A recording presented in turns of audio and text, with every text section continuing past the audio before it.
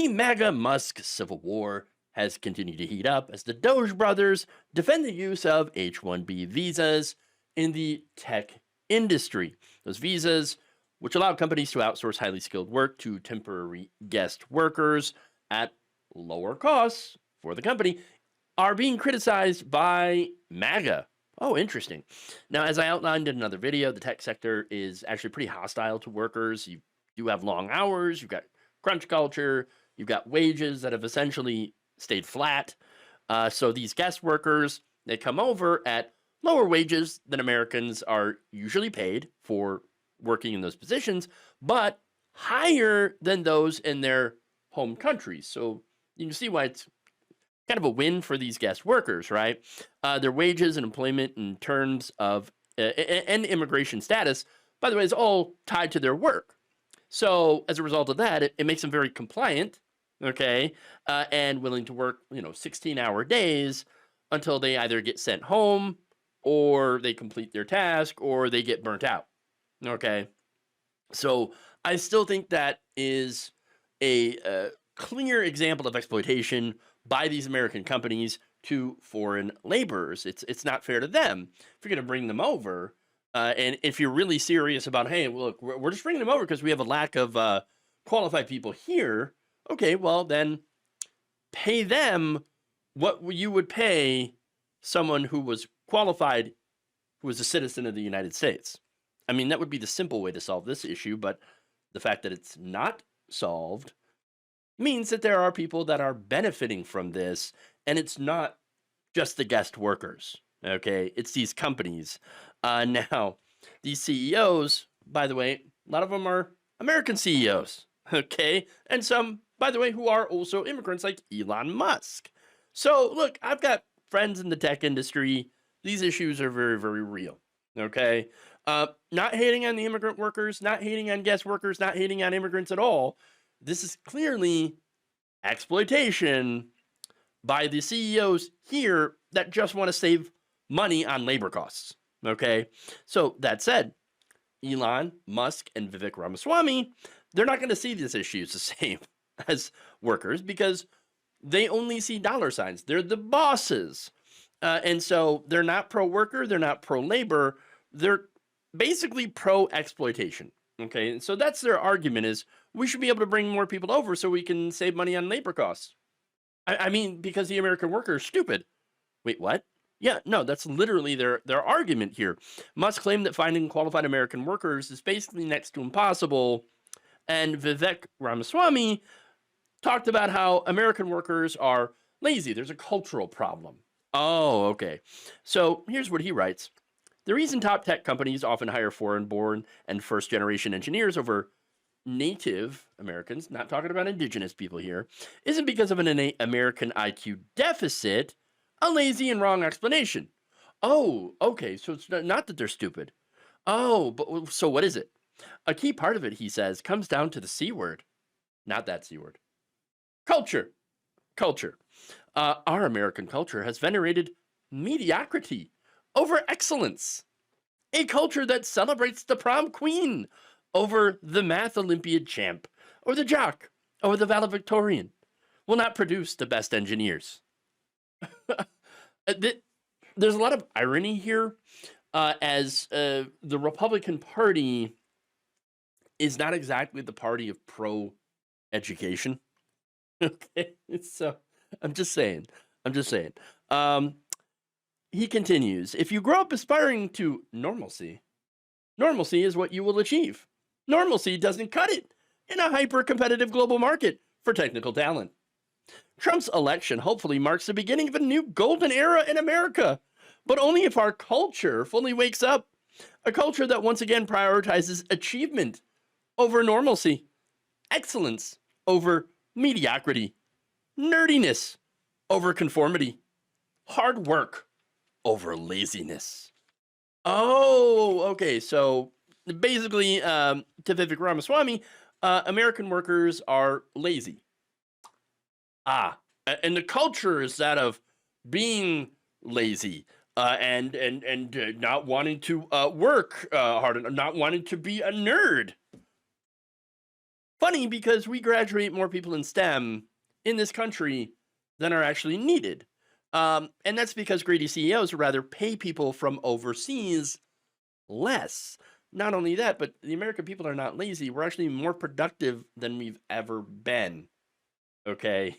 So there is a ton of talent, American talent, that happens to be wasted in this country. And so, no, that's not the issue here. The issue is corporate greed. Okay. And even MAGA knows it. Here you have these are all right wingers, right? You sure there's not a simpler answer? Why tech companies hire foreign workers? They can pay them less. Oh, would you look at that?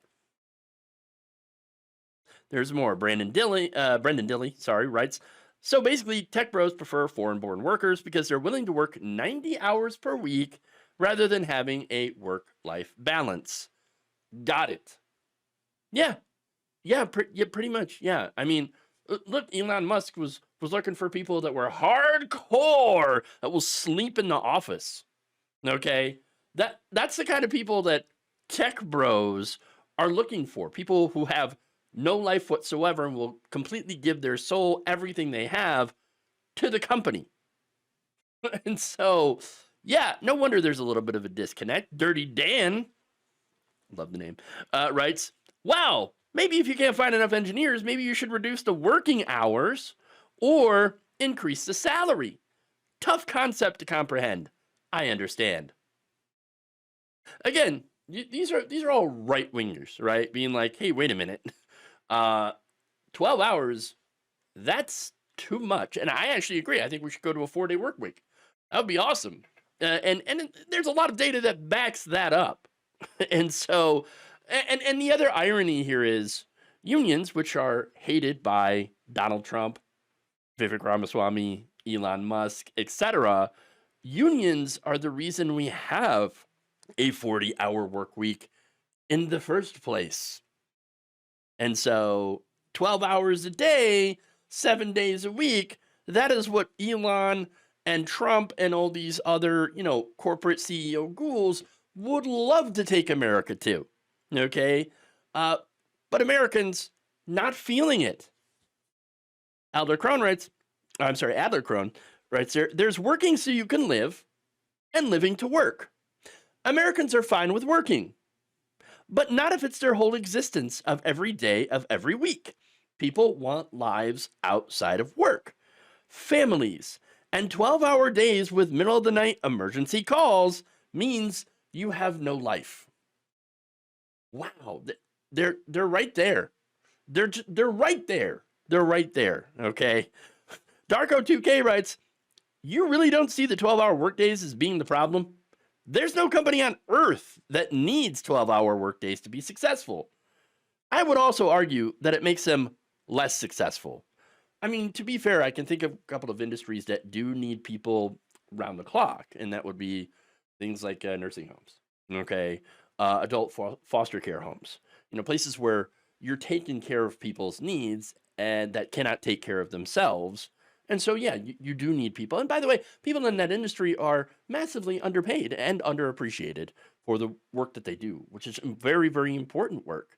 And so there is that. But otherwise, yeah, if you're making widgets, you don't really need to have the widget factory operating, or people at the widget factory working 12, 16-hour shifts.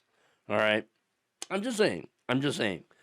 Not every job needs to be just like 100% devotion to the company, cranking out these products, which, again, we know that the workers don't really see the majority of the profits. They see as few as these bosses are allowed to give them. Okay, as little of the share as possible. And that's kind of the problem. But getting back to the 12 hours and the science here, remember, numerous scientific studies have shown that happy workers are more productive. That's it. Now, the problem with that, of course, is that corporate America is only about short-term goals, short-term gains for their shareholders. Everything is, measured by the quarterly profit index. And so line must go up at all costs. Okay. Line must go up. So that said, Elon Musk and Vivek Ramaswamy obviously did not like the pushback. So now I'm going to focus especially on the feud between Elon Musk and Laura Loomer. Again, these are two people that I cannot stand. Now, Loomer called Doge a vanity project. It's Department for Government Efficiency, right? Which is not a real department. And said that it's a smokescreen for, quote, pet projects of tech bro billionaires. I mean, I can't say that it's wrong. Of course, their pet project really is cutting Medicare, Medicaid, and Social Security and any aid to the poor. And so that's their pet project. That's what they want to use it for. She also said that there's going to be a falling out between Elon Musk and Donald Trump. Trump has not weighed in on this whatsoever. Okay. So that's going to be very interesting to see what happens. Now, remember, Elon Musk and Vivek Ramaswamy are actually calling for more H-1B visas, whereas I believe Trump had called for less during his first term. So I'm not sure where he stands on that now. But I will I have to remind you, because I did a story on this not too long ago, where one of Trump's biggest donors, the Ulines, right, at Uline, have been caught hiring illegal, undocumented workers. Oops. And so they've been busted on that. And, putting them on the floor, even though they're not supposed to. And so, not supposed to put these guest workers on the floor. They're only supposed to be here for training purposes. But no, he's got them working out in the warehouses. And so that's a major Trump donor. Okay. And then if you've got Elon Musk, who's also a major Trump donor, okay, that is out there saying, oh no, we need to bring in more guest workers because Americans are lazy and stupid. And so, that's what's going on here. Okay. When really it's just about Elon Musk and these company owners trying to save a few bucks by not paying Americans for labor. All right. So now that said, if Laura Loomer only knew how powerful class solidarity among the rich really is, she would know that Donald Trump is not going to take her side. Okay, she's going to take the side of other wealthy people. Okay, look, Mar-a-Lago hires undocumented workers, and so it's not like he hasn't brought people over and hired them illegally to do work for him because they work for less. All right. Now, that said, Loomer also said that Musk bought his way into MAGA, which, yes, that is true. I mean, look, if it wasn't really the case, and it is, then wouldn't it show you how easily Donald Trump can be bought off? Just, help him with his campaign. Just shovel hundreds of millions of dollars at his campaign. Then you're gonna buy your way into MAGA. That's what happens. Look, all of this is a real broken clocks moment, okay? And that said, even though she is a broken clock, I want to emphasize the broken part. She is a racist Islamophobe conspiracy theorist, and so she is going to end up, having some good critiques of Elon Musk and Ramaswamy. And then she's going to go and lob racism at both of them, because that's what she does, right? The thing is, this is not an issue of race. This is an issue of corporate greed, which is why the billionaires are never going to get along with the racists in their party, okay? The billionaires became billionaires by exploiting labor. In a lot of cases, cheap foreign labor. Now, of course, some of these same people will use racism to distract people from that fact, but Hopefully the mask is off now. Hopefully people see them for what they are. Okay. Now that said, let's get to the fun part. What did Laura Loomer and the others who criticized Elon Musk get for challenging them? Censorship. Oh, yes. Laura Loomer, Gavin Mario Wax, conservative back, Owen Schroyer, and many others have had their X-verification badges removed Thursday night. Wow. All of our influencers, says conservative pack, have now lost verification status as well as our own page. Our brand did nothing. We spoke out against HB1 visas, and it appears that Elon Musk intentionally shut us down. Is this the new status quo from America's most free social media platform? Oh, if only they knew. Oh, you're so close. My verification badge is now under review. Weird, I didn't change anything. Chief Trumpster, give me my badge back now, Elon. Give me my subs back. I need my money. Oh, wow. Getting back to Wax here, saying, insane that blue checks are being removed from accounts that have been vocal in their criticism of the H-1B racket. Horrible look. I've supported Elon and X. Anyone who is at the NYYRC Gala can attest that I dedicated a large portion of my speech to praising Elon. Sad. That is actually kind of sad.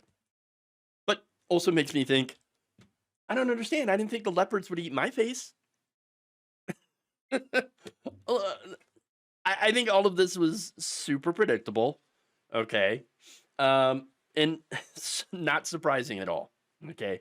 The billionaire class has never and never will be a friend to working people.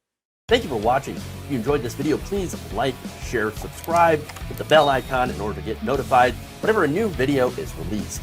And if you want to support independent, progressive media through this difficult time where it seems like everybody is shutting down, you can become a member on our YouTube page, you can become a subscriber on Facebook, or you can go to my Patreon. It's patreon.com/Jeff Waldorf. Thank you.